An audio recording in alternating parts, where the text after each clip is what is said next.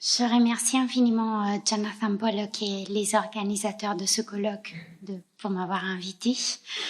Le titre de ma communication aujourd'hui est Dispositif de perception e immoderata cogitatio, nature amour, aller-retour. Dans un essai consacré à l'usure de la langue philosophique, intitulé La mythologie blanche, Jacques Derrida cite un passage du Jardin d'Épicure d'Anatole France, un dialogue entre Ariste et Polyphile sous-titré « Ou le langage métaphysique ». Il y est question de la place de la métaphore et de son usure dans chaque concept métaphysique. Ce n'était qu'une rêverie. Je songeais que les métaphysiciens, quand ils se donnent un langage, ressemblent à des rémouleurs qui passeraient, au lieu de couteaux et de ciseaux, des médailles et des monnaies à la meule pour en effacer l'exergue, le millésime et l'effigie. Quand ils ont tant fait qu'on ne voit plus sur leurs pièces de 100 sous ni Victoria, ni Guillaume, ni la République, ils disent « Ces pièces n'ont rien d'anglais, ni d'allemand, ni de français. Nous les avons tirées hors du temps et de l'espace. Elles ne valent plus 5 francs. Elles sont d'un prix inestimable et leur cours est étendu infiniment. Ils ont raison de parler ainsi. Par cette industrie de gagne-petit, les mots sont mis du physique au métaphysique. On voit d'abord ce qu'ils y perdent, on ne voit pas tout de suite ce qu'ils y gagnent. » Fin de citation. Ainsi, explique Derrida, devient métaphysique tout ce qui, au départ, n'était que physique et qui a perdu dans le temps son appartenance au monde sensible pour entrer dans le monde intelligible. Les figures originelles, toujours sensibles et matérielles, n'étaient pas à l'origine des métaphores, chacune étant elle-même la vérité. Dans l'introduction d'un recueil de textes jusque-là inédit de Ezra Pound intitulé Machine Art and Other Writings, Maria Luisa Ardizzone écrit « La modernité et la nature finissent par être identifiées dans le sens où moderne coïncide avec la relation à la nature ouverte par la culture de la Renaissance et sa science de la nature. Pound situe dans le christianisme la première césure sur le chemin de la modernité. Le mot verbum est vu comme une action qui sort les choses de l'éternité et les situe quelque part dans le temps. En termes de langage, cela signifie que l'épicentre cognitif et linguistique de l'ère chrétienne se trouve dans le verbe plutôt que dans le nom. La seconde césure se situe dans l'ère post-baconienne et critique la Renaissance pour ne pas avoir traité de la terminologie des choses qui, selon Pound, était vivante au Moyen-Âge. Fin de citation. À la fin des années 1920, la polémique engagée contre l'abstraction dans l'imagisme et dans le vorticisme, appuyée également par l'édition de l'essai de Fenollosa The Chinese Written Character as a Medium for Poetry, acquiert de plus complexes proportions. La thèse défendue par Maria Luisa Ardizzone reviendrait à faire coïncider la polémique contre l'abstraction avec une tentative de définir le problème posé par la métaphysique. Le mot métaphysique n'apparaît que 2 fois dans les textes de Pound de cette période. In Addend, Pound écrit « Grubby-handed professors, ignorant of art, ignorant of language and of music, they drag in metaphysics, though they would not could not discuss metaphysics or physics with anyone trained on philosophical dialect of exact science of observation. » Fin de citation. Le procédé contre lequel Pound s'insurge est celui de l'abstraction. In a few dance, il conseille aux poètes d'aller littéralement in fear of abstraction. And in How to Write, il propose de définir son travail et celui de sa génération comme celui d'une lutte contre l'abstraction. Dans la seconde moitié des années 1920, en travaillant sur les cantos, tel un poème épique et historique, Pound considère que la dimension épique de celui-ci prend la forme d'une bataille contre la métaphysique persistante de l'Occident. À la façon de Derrida dans la mythologie blanche, la lutte menée contre la métaphysique coïncide avec une lutte menée contre l'usure des mots qui deviendraient concepts. Les figures originelles, explique Derrida, n'étaient pas des métaphores mais des figures transparentes, devenues par la suite des métaphores lorsque le discours philosophique les met en circulation. Il existe donc un double effacement de la métaphore, mais nous avons passé sous silence le premier et nous ne connaissons que le second, à savoir l'usure de la métaphore. Or, une des thèses de l'exergue de Derrida est que, pour des raisons économiques, la philosophie préfère utiliser des métaphores frustres qui permettent un passage facile du physique au métaphysique. Je cite, « C'est une règle d'économie. Pour réduire le travail de frottement, les métaphysiciens choisiraient de préférence dans la langue naturelle les mots les plus usés. Ils choisissent volontiers pour les polir les mots qui leur arrivent un peu frustres. De la sorte, ils épargnent une bonne moitié de la besogne. Parfois, plus heureux encore, ils mettent la main sur des mots qui, par un long et universel usage, ont perdu, de temps immémorial, toute trace d'effigie. Réciproquement, nous sommes métaphysiciens sans le savoir à proportion de l'usure de nos mots. » Fin de citation. Les années 1920 sont pour Pound les années de travail intensif, de lecture et de traduction des rimes de Guido Cavalcanti. Le moment où, à la recherche des sources qui permettraient de comprendre la canzone dottrinale, Pound découvre en Cavalcanti une façon d'être bon aristotélicien, à savoir isoler la part positive de la pensée d'Aristote, identifiée essentiellement avec la physique aristotélicienne et les sciences de l'âme comme part de la physique. 2 points de la doctrine d'amour de Cavalcanti paraissent saisissants pour Pound. D'un côté, le fait qu'amour soit considéré comme un accident et de l'autre, le fait qu'amour soit une question de physique, liée à la sensibilité comme perfection du corps plutôt qu'un dispositif participant de l'opposition traditionnelle dans la pensée occidentale entre nature-esprit, nature-histoire ou nature-liberté, liée par la généalogie à l'opposition de la physis à ses autres et du même coup à l'opposition sensible-spirituelle, sensible-intelligible, sensible-sens. La vérité appartient à un ordre intelligible. Toutefois, c'est la pratique d'un exercice proche de la physis qui nous permet de l'apercevoir. Dans la poétique, la mimésis est posée en quelque sorte comme une possibilité propre à la physis, en ceci qu'elle participe d'un mouvement naturel, en étant une activité propre à l'homme par excellence. Le pouvoir de vérité comme dévoilement de la nature par la mimésis appartient congénitalement à la physique de l'homme, à l'anthropophysique. Célèbre est le passage de l'introduction au volume des traductions de Cavalcanti intitulé Sonnets and Ballate, où Pound explique que les siècles qui nous séparent de Cavalcanti ont fait devenir métaphorique ce qui, au contraire, devait être pris à la lettre dans la lecture de l'original. Je le cite, « 6 siècles de conventions dérivées et de vagues usages ont obscurci le sens exact des locutions comme « la mort du cœur » et « le départ de l'âme ». Fin de citation. Comme pour la justification donnée à l'intérêt porté à l'essai de Fénolose, l'idée défendue est que le verbe, je le cite, est le fait principal de la nature parce que dans celle-ci, nous reconnaissons seulement mouvement et changement. Fin de citation.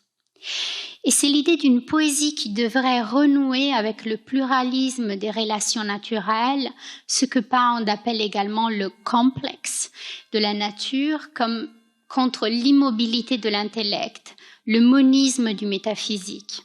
La conclusion est que art et poésie traite du concret de la nature et c'est l'objet des textes intitulés Art Machine and Outright.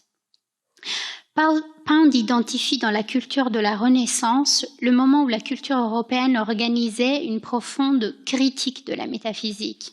Le projet ne fut que partiellement réalisé. La Renaissance a failli dans la tentative d'une substitution de la métaphysique par la science de la nature. La langue médiévale avait été une langue de précision et la langue de la modernité ne l'est plus. Je cite, « Nous, les modernes, continuons d'utiliser une langue qui demeure dans la tradition médiévale, mais nous lui faisons porter des besoins métaphysiques. » Fin de citation. Ce vers quoi ces réflexions conduisent est que quelque chose lie nature, langage et amour et permet de poser la question de la limite de la thèse selon laquelle amour est une question métaphysique avant d'être culturelle ou simultanément. Si on suit la piste de Pound, lecteur de Cavalcanti, amour est science et nature avant d'être culture et spéculation métaphysique. Il serait alors possible de dire qu'amour est un dispositif de perception à partir duquel pensée, nature et langage. C'est une façon propre à Pound de participer à un débat qui est aussi inauguré par un essai de T.S. Eliot sur la poésie métaphysique et dans lequel Eliot fait référence à une dissociation de la sensibilité. C'est dans l'essai de 1921 intitulé « The Metaphysical Poets » où Eliot définit la différence entre le poète intellectuel et le poète qui réfléchit et théorise un divorce dans la sensibilité occidentale entre l'intellectualisation et le sentir. L'idée est de s'opposer à ce divorce par la pensée corrélative. Je cite l'essai sur Hamlet. La seule façon d'exprimer l'émotion sous forme d'art est de trouver un corrélat objectif. Autrement dit, un ensemble d'objets, une situation, une chaîne d'événements qui seront la formule de cette émotion particulière. De sorte que quand les faits extérieurs qui doivent aboutir à l'expérience sensorielle sont donnés, l'émotion est immédiatement évoquée. Fin de citation. L'émotion particulière est une question de composition poétique, d'agencement, dirait Deleuze. Après la génération des poètes métaphysiques, après Donne, dit Eliot, la poésie devient reflective. Elle est le fait d'une réflexion qui conceptualise et qui surtout privilégie la conceptualisation au sentir. Cavalcanti devient alors un modèle pour Pound. Pound considère que la réputation de Cavalcanti repose sur les ballades. Je ne sais pas si nous avons la citation. Non, c'est pas celle-ci, pardon. Donna mi prega, mise à part, qui est la canzone dottrinale en fait, la réputation de Guido, dit Pound, repose essentiellement sur les ballate, plus ou moins son propre domaine. Cela veut dire que pour des raisons de chant, il choisit une forme plus légère et plus libre, non pas le sonnet. Fin de citation. Cavalcanti excelle dans la composition des ballades.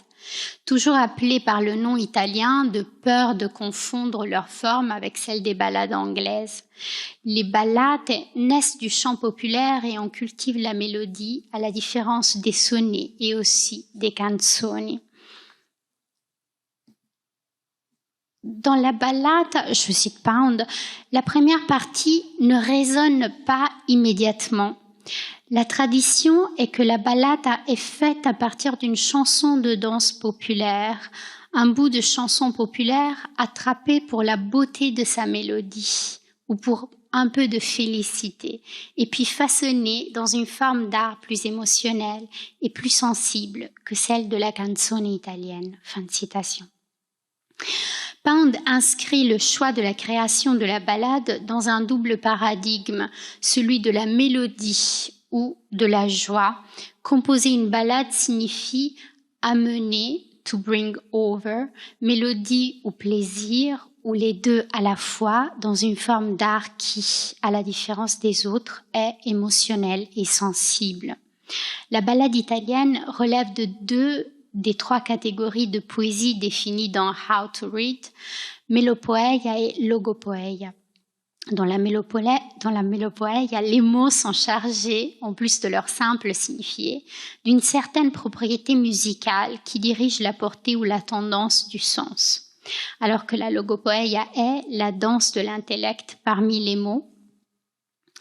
Je cite, « Elle emploie les mots non seulement pour le sens immédiat, mais tient compte de façon particulière des habitudes d'usage, du contexte qu'on attend de trouver avec le mot, de ses concomitants usuels, de ses réceptions connues et du jeu ironique. Elle contient le fond esthétique qui est particulièrement le domaine de manifestations verbales et ne peut jamais être contenu dans les arts plastiques ou en musique. Il s'agit du dernier mode venu et peut-être du plus difficile sur lequel on ne peut compter. » Fin de citation. La ballade résulte alors d'une contradiction. Elle unit les facultés de la logopoeia à celles de la mélopoeia. Relève de la logopoeia tout ce qui, d'une composition, permet de reconstruire l'architecture d'une pensée. Pound tente d'expliquer ce trait des compositions de Cavalcanti en faisant référence à la ballade Veggio negli occhi della donna mia, qui est la ballade 5 de son volume de 1912. Dans le passage de son introduction à Sonnets and Ballate, en conclusion d'une liste d'exemples de mots qu'il faut traduire à l'aide d'une glose, il reprend le dernier vers du poème. Vertu, puissance, requiert un traité séparé. Pater a expliqué son sens dans la préface de son The Renaissance, mais pour lire un vers comme Vedrai la sua virtù nel ciel salita, il faut avoir à l'esprit les connotations alchimiques, astrologiques, métaphysiques que Swedenborg aurait appelées correspondance. Fin de citation. La poésie de Cavalcanti porte en elle des connaissances philosophiques, historiques, culturelles qui font danser l'intellect entre les mots de chaque composition et pourtant, dans la mélopoeia, on trouve une force tendant souvent à bercer ou à distraire le lecteur du sens exact du langage. Dans cette forme de poésie sur les bords de la musique est peut-être le pont entre la conscience et le sensible et réfléchi, ou encore l'univers insensible. La musique des ballades de Cavalcanti correspond à la troisième forme de mélopoeia, la poésie composée pour être prononcée, qui diffère de la forme destinée au chant ou à l'intonation psalmodique. L'art du poète toscan consiste en l'union indissoluble d'une pensée portée par un ensemble de mots juxtaposés et du rythme qui en résulte. Les ballades aimées par Pound sont une unique représentation de l'intellect et des émotions pris ensemble. Dans l'introduction au Sonnet and Ballate, Pound partage avec son lecteur une foi. Je crois en un rythme suprême et absolu, comme je crois en un symbole, une métaphore absolue. La perception de l'intellect est donnée dans le mot, celle des émotions dans la cadence. C'est seulement alors, dans le rythme parfait uni au parfait mot, que la double vision peut être appréhendée. Je ne comparerai la cadence de Guido à rien de moins puissant que le trait dans les dessins de Blake. Fin de citation. Ainsi, le premier choix des traductions de Cavalcanti visant à mettre en relief les qualités uniques du rythme des ballades revenait-il à construire un dispositif séparant la logopoeia de la mélopoeia et à publier l'original des poèmes avec une glose en anglais d'accompagnement dépourvue de rime. Mais l'idée se révèle inapplicable. Pound ne fait pas confiance à la faculté de ses lecteurs anglophones de lire l'italien pour la musique après avoir lu son anglais pour le sens. Le choix de 1912 est alors de revenir à la tentative de restitution du rythme qui doit incarner dans l'anglais quelques traces de ce pouvoir à l'œuvre dans les rimes. Ce pouvoir est l'union indissoluble du sens et de la musique. Le logos, le pouvoir de connaissance et de dévoilement recélé dans les ballades du poète toscan, et les émotions rendues dans le rythme rendent l'art poétique de Cavalcanti un laboratoire dans lequel apprendre à composer un poème. La traduction devient ainsi un lieu de création où l'intellect et les émotions sont amenés à la vue avec précision, et Pound écrit « Guido pensait en termes précis ». La ballade Era in pensier d'amor quando io trovai est dans Sonnets and Ballads et dans Umbra, The Early Poems of Ezra Pound. Elle figure également dans le recueil de poésie du XIIIe siècle italien traduite par Dante Gabriele Rossetti. Alors, je reproduis ici donc la ballade de Cavalcanti qui est à gauche et puis au centre la traduction de Dante Gabriele Rossetti et à droite la traduction de Pound. Et je lirai le poème en italien et puis je reviendrai sur les versions en anglais. Era in pensier d'amor quando io trovai 2 forosette 9. L'una cantava e piove gioco d'amore in nui. Era la vista lor tanto soave, tanto quieta, cortese ed umile, ch'io dissi lor, voi portate la chiave di ciascuna virtute alta e gentile. Deh, forosette, non mi agiate a vile, per lo colpo ch'io porto, questo cor mi fa morto, pochin tolosa fui. Elle con gli occhi lor si volser tanto che vider come il core era ferito e come uno spiritel nato di pianto era per mezzo dello colpo uscito. Poiché mi vider così sbigottito, disse l'una che rise, guarda come conchise gioia d'amore costui. Molto cortesemente mi rispose Molto cortesemente mi rispose quella che di me pria aver riso. Disse, la donna che nel cor ti pose con la forza d'amor tutto il suo viso, dentro per gli occhi ti mirò, sì fiso, ch'amor fece apparire. Se t'è grave il soffrire, raccomandati a lui. L'altra, pietosa, piena di merzede, fatta di gioco in figura d'amore, disse, il suo colpo che nel cor si vede fu tratto d'occhi di troppo valore che dentro vi lasciarono uno splendore ch'io non posso mirare. Dimmi se ricordare di quegli occhi ti puoi. Alla dura questione e paurosa, la qual mi fece questa forosetta, io dissi, e mi ricorda che in Tolosa donna m'apparve accordellata e stretta, la quale amor chiamava la mandetta.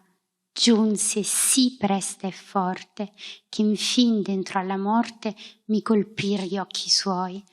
Vanni a Tolosa, ballatetta mia, ed entra quietamente alla dorata, ed ivi chiama che per cortesia d'alcuna bella donna sia menata dinanzi a quella di cui t'ho pregata. E se ella ti riceve, dille con voce leve, per mercé vegno a voi.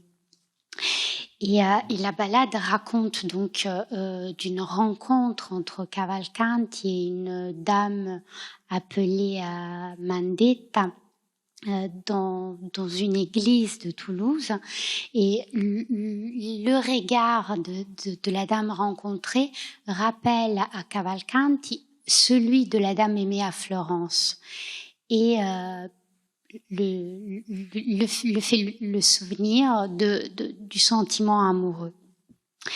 Et le geste traductif de Pound trouve son origine dans la lecture des traductions de Rossetti, au sujet desquelles il dit pour ces traductions et ma connaissance de la poésie toscane, Rossetti est mon père et ma mère, mais on ne peut s'attendre à ce qu'un seul homme voit tout à la fois, d'où l'intérêt de retraduire Cavalcanti à partir des traductions de Rossetti, puisque Rossetti n'aura pas tout vu.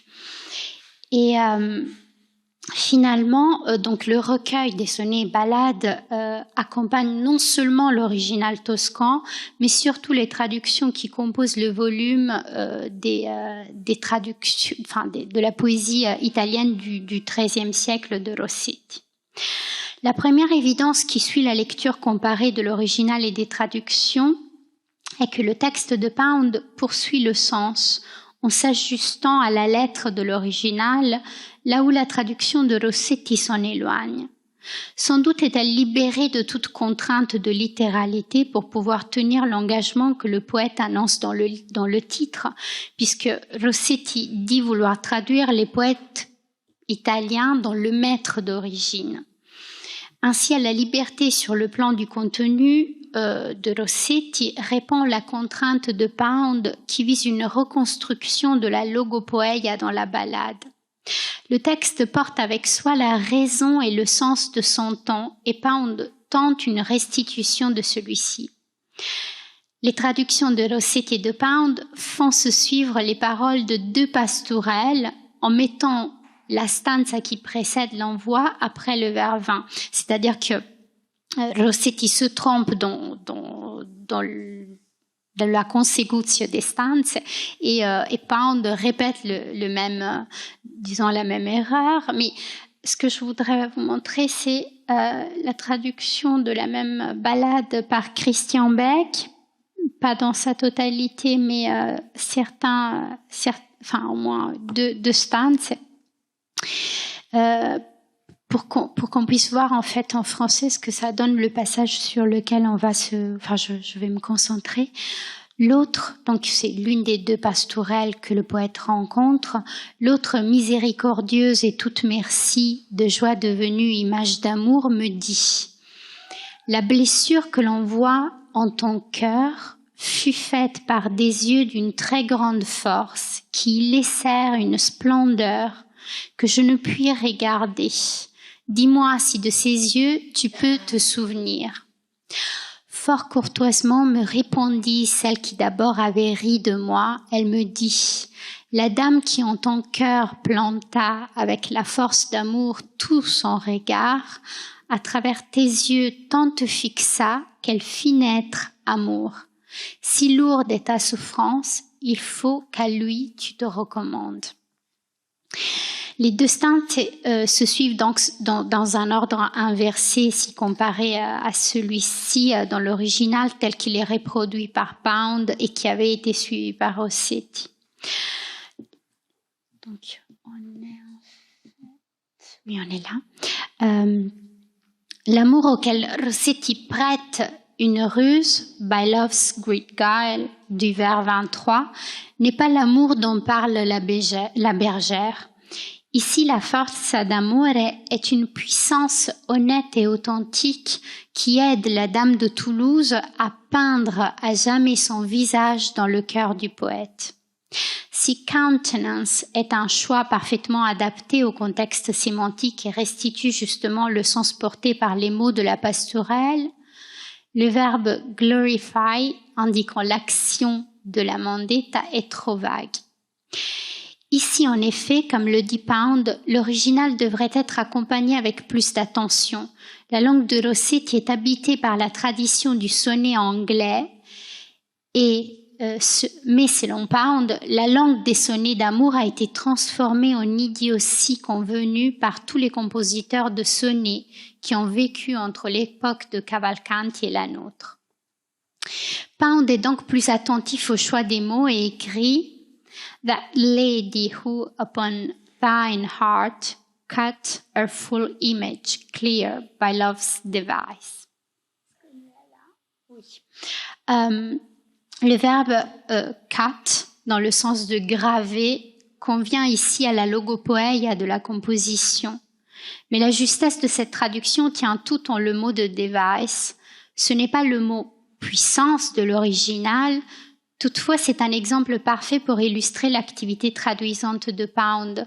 Je le cite dans l'introduction. Pour donner une impression du sens original, le traducteur doit encourager le lecteur à affiner certaines catégories sémantiques et à comprendre que ce qui apparaît maintenant comme un cliché sans intérêt était au XIIIe siècle quelque chose de tranchant et de clair. Fin de citation. Pound utilise une syllèpse. Device est à la fois le désir, ce qui traduit bien la puissance d'amour, mais également le dessin emblématique d'un blason. L'image gravée serait alors le signe par lequel on reconnaîtrait amour, ou encore, le mot signifie mécanisme, dispositif. Il se trouve à la rime avec eyes and replies et devient la clé qui ouvre sur le sens de la stanza qui le contient et qui explique le fonctionnement d'amour, un dispositif fondé sur le seuil optique. Giorgio Agamben le décrit dans Stanze en rappelant un passage du De Memoria d'Aristote où cette empreinte est appelée dessin, zographème. Celui-ci est imprimé, gravé, dirait Pound, dans l'âme qui se rend auprès de Mandetta et qui revient dans le cœur avec un sceau. Je cite Agamben, « La passion produite par la sensation dans l'âme et dans la partie du corps qui possède la sensation est quelque chose comme un dessin. Le mouvement qui se produit marque comme une empreinte de la chose perçue, ainsi que l'on scelle avec un anneau. » Fin de citation. Ce dispositif s'appuie sur un fonctionnement de la vue que Pound perçoit lorsqu'il traduit par device ou eyes, qui permet l'apparition d'amour. Qu'amor fece apparire, traduit de façon spéculaire par that she's made love appear there. Les yeux ont un rôle central dans la circulation du spiritus fantasticus. Je cite encore Agamben, l'œil apparaît ici comme un miroir où se reflètent les fantasmes, car dans cet instrument, l'eau est prépondérante, laquelle est limpide et diaphane, de sorte que les formes des objets sensibles s'y inscrivent comme dans un miroir. Fin de citation. Plus loin, Rossetti et Pound ne saisissent pas le sens du vers 22 de la ballade, qui est en fait le vers 30 dans la traduction de Pound. Le jeu gioco qui figure, enfin c'est le vers 30 en fait, qui figure est le même que celui du vers 4 de la reprise. L'une des deux bergères est littéralement transformée par le jeu, qui est aussi la joie, en une figure d'amour. Les mots qu'elle prononce sont donc comme prononcés par amour même. Toutefois, nonobstant l'absence du renvoi à la reprise dans les deux traductions, la version de Pound est plus proche de ce que le poète entend lorsqu'il définit la logopoeia. Ce qui est inexactement traduit est la préposition di, qui ici signifie par, mais que les deux poètes rendent par for sport, dit Rossetti, for pleasure, dit Pound. Ainsi faisant, ce dernier inscrit dans la ballade une référence à une dimension certaine de la théorie d'amour de Cavalcanti et qui est parfaitement mise en forme dans la formule lacanienne qui dit « Le fantasme fait le plaisir propre au désir ». L'image de la bergère est faite, fashioned in love's fashioning, pour le plaisir, et la répétition du signifiant fashion dit que la forme est l'essentiel de l'activité d'amour. C'est ce que dit la canzone dottrinale au vers 21. L'amour vien da veduta forma che s'intende, il provient d'une vision de l'idée perçue. Vers que Pound traduit en 1932 par From form seen doth it start. Et d'ailleurs, que l'origine d'amour soit dans la vision de la forme est toute la thèse de la ballade que j'ai lue, Era un pensier d'amor, qui réitère sur deux niveaux le dispositif qui déclenche amour, dans le souvenir de la rencontre avec Mandetta et au moment de la vision des deux pastourelles. L'origine de la forme aimée est un élément théorique central de la composition. Les paroles de la pastourelle font encore référence à un motif provençal connu.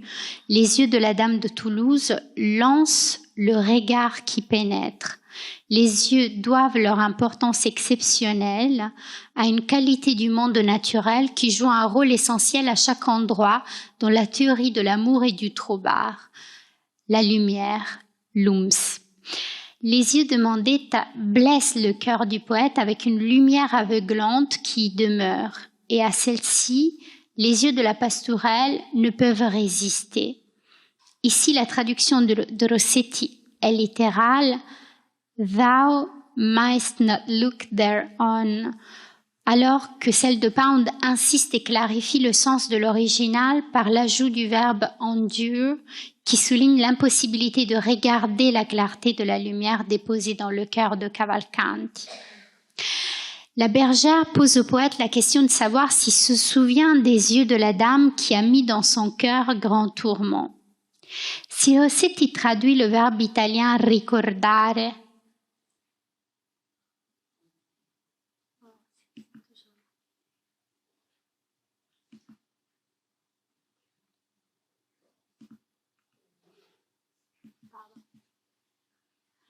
oui, si Rossetti, si Rossetti traduit le verbe italien ricordare, c'est pas là, hop. Oui, voilà. Oui, c'est les vers 35, dimmi se ricordare di quegli occhi ti puoi se souvenir par remember. Pound choisit de le rendre par to have sure memory. Ainsi fait-il à nouveau référence à une loi énoncée dans la Canzone Dottrinale qui dit que l'amour trouve son origine dans la mémoire par un procédé analogue et opposé à celui par lequel de la lumière dérive le diaphane. Si Pound s'intéresse à Cavalcanti, c'est assurément parce que celui-ci accomplit pour le Moyen-Âge toscan la révolution que Pound souhaiterait être pour la poésie en langue anglaise. Pour ce faire, étudier la forme sonnée n'est pas une solution. Je le cite, « Là où Rossetti et moi-même avons déraillé, écrit-il, était dans le fait de considérer le sonnet anglais comme l'équivalent d'un sonnet en italien. » Fin de citation.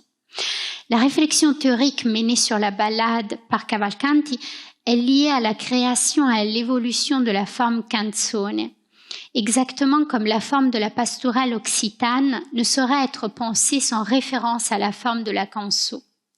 En étudiant la ballade, Pound souhaite mettre en avant ce qui rend Cavalcanti nouveau pour l'auditoire toscan du Moyen-Âge et ainsi faisant, il fait de la nouveauté une question d'immoderata cogitatio. Pensée immodérée qui n'est pas une pensée unitaire, mais une pensée qui dispose la multiplicité des formes de nature dans l'intellect et inscrit sa propre création dans une lignée qui est à la fois provençale et toscane. Alors, Louis Żułkowski transpose Cavalcanti 40 ans plus tard et relève ainsi le goût de son œuvre pour que le lecteur du XXe siècle puisse lire la Canzone Dottrinale en comprenant la thèse de Cavalcanti. Et la thèse de Cavalcanti pour Żułkowski est « Amour n'est pas abstrait ».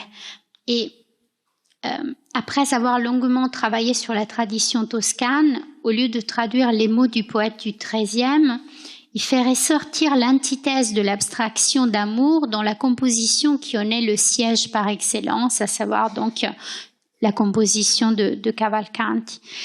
Et ce qu'il fait, c'est que dans son ouvrage dans le segment A9, il traduit il traduit Cavalcanti en s'appuyant il transpose Cavalcanti en utilisant un vocabulaire marxiste. Et justement, donc, pour montrer à quel point la thèse de Cavalcanti consiste en son antithèse. Et il invoque en même temps le spectre de Spinoza, sa faculté de synthèse, l'efficacité de sa philosophie qui permettent de contrecarrer la critique faite à Cavalcanti à propos de la difficile compréhension de sa poésie. Donc, le mouvement de la première moitié de A9 est consacré à l'inversion inanimée-animée et se termine sur un constat. Les choses disent. La poésie de Cavalcanti et celle de Žukovský animent la philosophie de Marx. On est là? Non.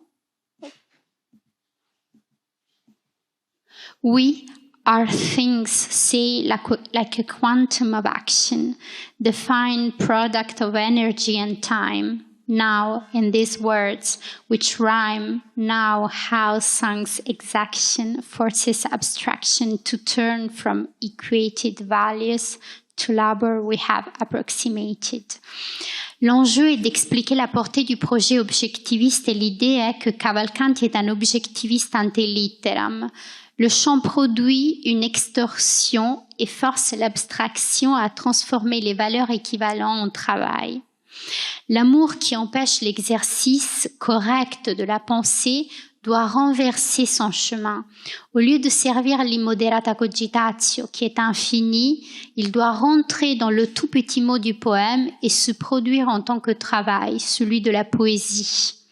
Il est alors possible de relire les 3 derniers vers de Einein où Amour s'adresse au poète et lui dit de pleurer.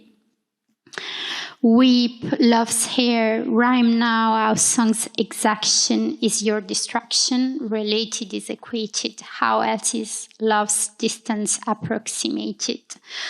Où le how else est l'inversion donc c'est le contraire de l'abstraction. C'est comme si la question économique avait toujours brillé au plus profond de la canzone et qu'elle avait toujours été dans l'attente d'un traducteur à même de l'apercevoir, comme si Žukovský avait permis de réveiller une lecture à jamais endormie de l'une des plus célèbres compositions toscanes et nous avait montré que si Cavalcanti complique la définition d'amour, c'est pour renverser la thèse qui a toujours accompagné son nom depuis le Duecento. Grâce à Žukovský, l'amour tel qu'il est chanté par Cavalcanti retrouve un caractère irrémédiablement contingent et à chaque fois formel. Comme dirait Derrida, dès qu'il est saisi par l'écriture, le concept est cuit. À la thèse amplement partagée selon laquelle amour serait un concept né au XIIe siècle et inventé par les troubadours, Pound ou Žukovský répondent par l'idée selon laquelle amour est science et nature avant d'être culture et spéculation métaphysique. Il serait alors possible de dire qu'amour est un dispositif de perception à partir duquel accéder à la connaissance comme nature. Et je parlais hier avec Jean-Christophe Cavalin après sa communication. Les poètes dont je parle sont donc des anti-singes, me disait Jean-Christophe.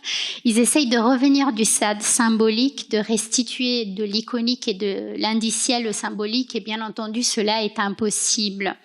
On ne revient pas du symbolique, et le tout de la poésie est, entre autres, de donner forme à cette impossibilité. Je vous remercie.